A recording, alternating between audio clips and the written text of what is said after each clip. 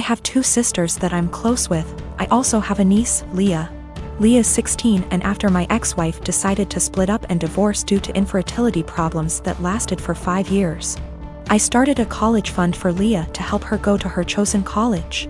That was in 2019. Now I visit my mother's home, where my sister and Leah are living, every week to spend the weekend together. This past weekend I was asleep upstairs while my mother, my sister and Leah were in the kitchen. I came downstairs to grab a glass of water and heard my sister talking about my ex-wife expecting a baby with her new husband. This struck a nerve and I kind of froze from shock. I then heard Leah react to the news repeatedly saying, "I told you so, I told you so."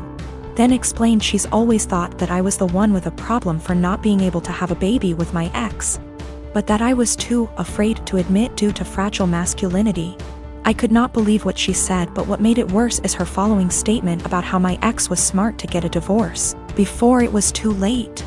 I went upstairs and into the room and shut the door and stayed there for hours. Mom and sister saw me about to leave and insisted to know what the problem was.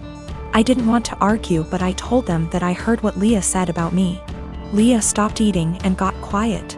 My sister tried to play dumb, but I told her I heard their entire conversation about my ex-wife and her pregnancy news. My sister tried to backpedal, saying Leah is just a kid who doesn't know much about this stuff and was just spouting nonsense.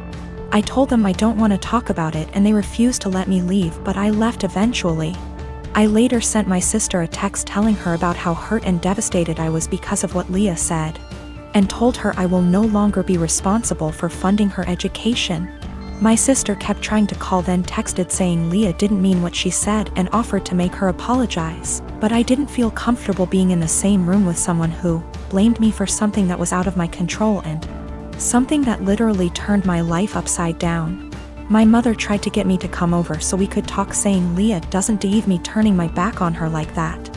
I haven't seen my sister nor Leah after what happened, but they are still trying to contact me, which means there's still a room for a discussion, and so I've decided to go see them tomorrow. Sit down together and have a long conversation. But this, I admit that I was mad when I told my sister about the college fund cancellation. I love Leah so much and see her as my own daughter. Unfortunately, her dad, my brother-in-law, is deceased, and so I understand losing a parent at a young age and relate to the kind of hurt she carries inside.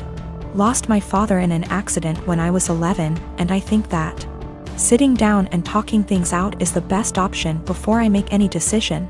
Also, one more thing to clarify, both my ex-wife and I were having these fertility issues.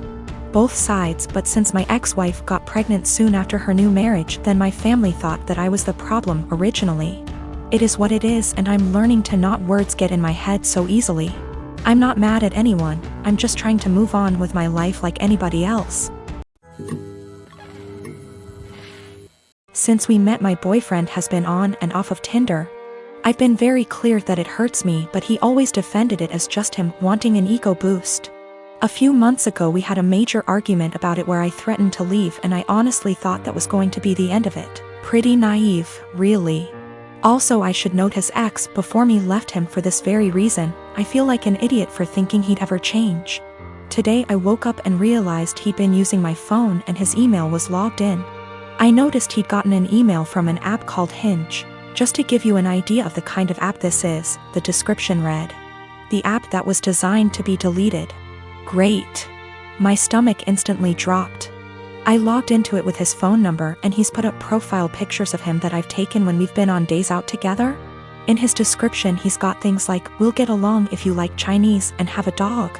If you're silly and comfortable and overshare." He's also put in as a strict preference that he wants to be matched with Hindus/Muslims only. I'm white British. I knew something was going on yesterday but wasn't sure what. He was acting differently and it was making me so anxious. He had the nerve to tell me that I must just be hormonal? I think the worst part about it is his reaction to all of this. He heard me crying, acted concerned, and then saw me with his phone.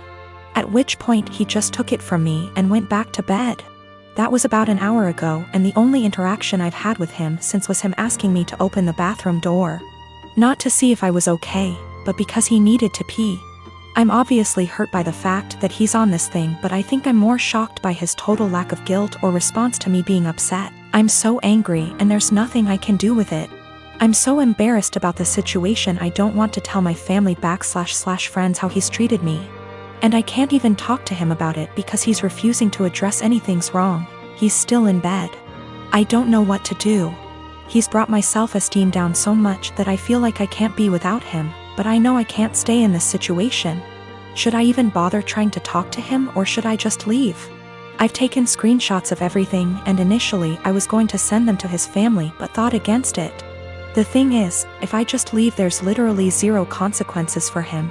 He gets what he wants. He gets the freedom to go on random dates with no guilt. It just seems so unfair that I'm the one left heartbroken and he gets to party up. I got myself and my stuff together, packed it in my car and left. It felt impossible. There was a lot of stuff and I was a wreck, but I managed it in the end. Throughout the whole time, he was just in bed pretending to sleep, which made me angry more than anything. I felt like he couldn't care less. We'd been living together for 2 years, but fortunately, in September I decided to get my own student apartment. Obviously, I knew then that things weren't going well, and thank God I made that decision because now I have a place to stay. Whilst I was sat on the driveway in my car ready to leave, I got a text from him saying, "I'm not going to insult you by asking you to stay or to come back, but could you please leave the keys to the house?" I had already left them, but that last dig at me made me so mad and hurt. No apology, no goodbye. Just leave the keys. I guess that's my closure. I'm sad that this shit show of a relationship has come to an end, angry that it happened the way it did, but funnily enough, I'm relieved. I can do what I want now and get on top of my self-esteem issues. I'm driving down to see my mom and the rest of the family tomorrow. I haven't seen them since Christmas and I absolutely cannot wait. The anger's still there, but I'm just going to get on with things.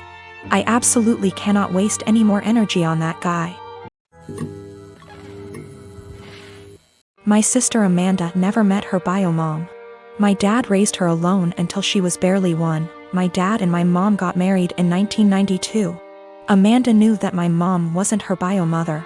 She started pressuring my dad for information on her mom when she was around 17. My dad always gave her vague answers and refused to talk about her bio mom, which put a strain on their relationship. Enters our uncle and revealed the family secret. Apparently, Amy's mom wanted an abortion. She was 19.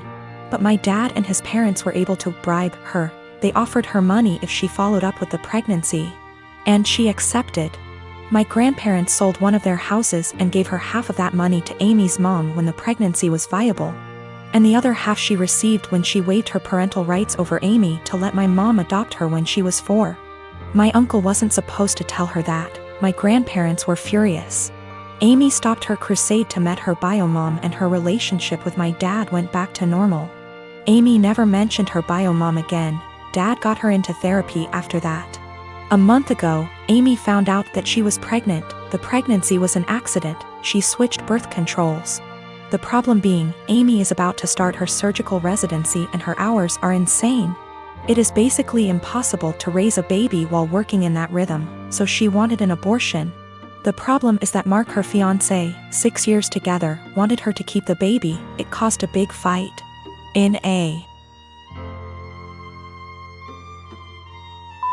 move to convince Amy to keep the baby, Mark told Dad about this. Until that point, no one in our family knew about this. Dad talked with her, and they got into an enormous fight.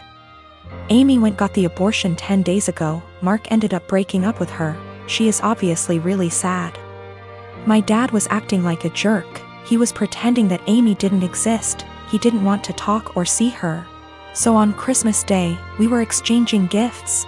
When everyone had already finished giving each other gifts, Dad got up and gave Amy her present. He gave her an envelope in front of everyone and told her to open it. It was 3 pictures with something written on the back, a name, an address, and a phone number. Dad told her that he was tired of babying her, that this is a photo of her bio mom and her 2 sons. That was her bio mom address, and that he contacted her bio mom and she is willing to speak with Amy. He gave her Amy's number. Dad thinks that they will have a great relationship since they are so similar. Amy broke down crying. I ended up in a fight with Dad, called him a monster for doing that to her. He just said he was just tired and left. We ended up leaving and she spent the rest of Christmas crying on my shoulder. She is a mess since that. My younger brothers called me a Grinch for making a scene and ruining Christmas. My mom was silent during the whole thing. My parents have been giving me the cold shoulder since Christmas. The last year and a half has been hard for me, to say the least. Last March, my brilliant and hilarious and beautiful girlfriend Natalie suddenly passed away. Everyone always gave shit about us because of politics. We met in college when we were poli-sci majors. She is very liberal, think AOC, and I'm pretty conservative. We actually met because we were serving as treasurers for our school's College Democrats and Young Republicans clubs, respectively. And our groups would get together for drinks or bowling or laser tag once a month. Well, Natalie and I bonded over a lot of shared interests and we hit it off. Even if we didn't see eye to eye on many issues, debating her was stimulating and formed the cornerstone of our relationship. We've had debates that went on until dawn. We just bounced off each other. She liked to joke that we were drift compatible. I wanted to marry this woman, but she passed away before we got a chance to talk about marriage. I'm in therapy and I'm working through not having her in my life anymore, but it's been rough. Then Rona happened and I got laid off, so I had to move back in with my parents and figure out what I am supposed to do now. My parents mean well, but they got married really young and are more conservative and religious than me. They've been trying to set me up on dates with single girls from their church since I moved back home. But I don't want to date these girls. No offense to them, but it's a small town in the American breadbasket. They don't share the same interests as me and it feels like their only goal in life is to be a good Christian wife and produce a lot of babies. Trying to talk to them about current events is excruciating for me. The girls my parents tried to set me up with take everything they read on Facebook or hear from Fox News for face value. It makes me miss Natalie and our debates more. My parents mean well. I know they want me to find a nice girl and settle down with her, but not like this. They are nothing like Natalie and never will be. I miss her, even if my folks didn't like her ideas. But when I told them the other night that I wanted them to stop setting me up on dates with these girls, they freaked out and told me that I needed to consider settling down since I just turned 30. They're good girls from great families, I know that, and my parents like them more than they liked Natalie, but she was my one and only. I don't think it's fair for anyone when I still love her. They are even more angry at me because I told them that I just don't see myself getting married anytime soon. But like I said, Natalie was my soulmate and I just can't see myself being with anyone else but her. Yet, they are insisting that I need to find a woman and settle down and give them grandchildren. We were seriously close to talking about marriage. But around the time she died, it was more like how funny it would be if the bridal party wore blue and the groomsmen wore red because the bride is a Democrat, and the groom is a Republican / Romeo and Juliet deal. I wish we got to do that. Natalie thought it was hilarious.